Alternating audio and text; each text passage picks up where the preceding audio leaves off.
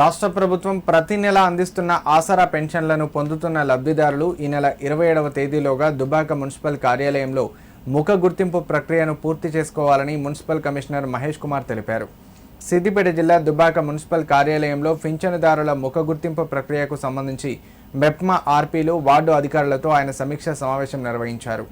ఈ సందర్భంగా మెప్మా ఆర్పీల పనితీరుపై ఆగ్రహం వ్యక్తం చేస్తూ పనితీరును మార్చుకోవాలని సూచించారు. పురపాలికలో 8,386 పింఛన్దారులు ఉంటే 7,459 మంది లబ్ధిదారులు ఇప్పటివరకు ముఖ గుర్తింపు చేసుకున్నారన్నారు. ముఖ గుర్తింపు చేయించుకోకపోతే లబ్ధిదారులు ఆసరా పింఛన్లను కోల్పోతారని తెలిపారు.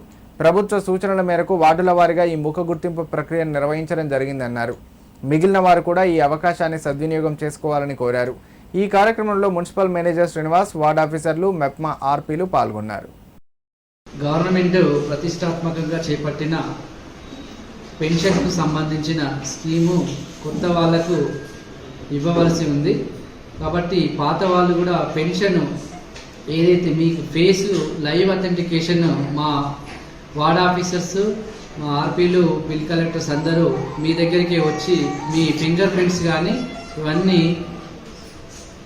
తీసుకోవడం జరుగుతుంది. దయచేసి ఎవరైతే లైవ్ అందరూ ఖచ్చితంగా మీ ఫేస్ లైవ్ అథెంటికేషన్ చేయించుకోగలరని విజ్ఞప్తి చేస్తున్నాం. ఎందుకంటే ఎవరైతే చేయించుకోకపోతే దానికి సంబంధించిన పెన్షన్ అనేది మళ్ళీసారి రాదు మీకు. కావున దీన్ని అందరినీ ప్రజలందరూ గమనించి ప్రతి ఒక్కరు మీ ఫోన్ నంబర్స్ కొందరు తప్పుగా ఇచ్చి ఉన్నారు. మా వాళ్ళు ఎన్ని రకాల చేసినప్పటికీ కొందరు అందుబాటులోకి రావడం లేదు.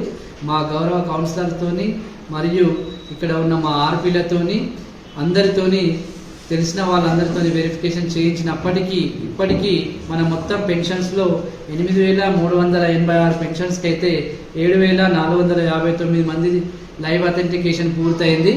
ఆల్మోస్ట్ ఆల్ అంతా పూర్తయింది. ఇంకా కొంచెం 500 వరకు ఒక 128 మంది వేరే మున్సిపాలిటీ వేరే గ్రామాలకు చెందిన వాళ్ళు వచ్చారు. మిగతా వాళ్ళు మిగిలిన 500 ఎవరైతే ఉన్నారో వాళ్ళందరూ కూడా రేపు 27 లోపు చేయించుకోగలరని తెలియజేస్తున్నాము.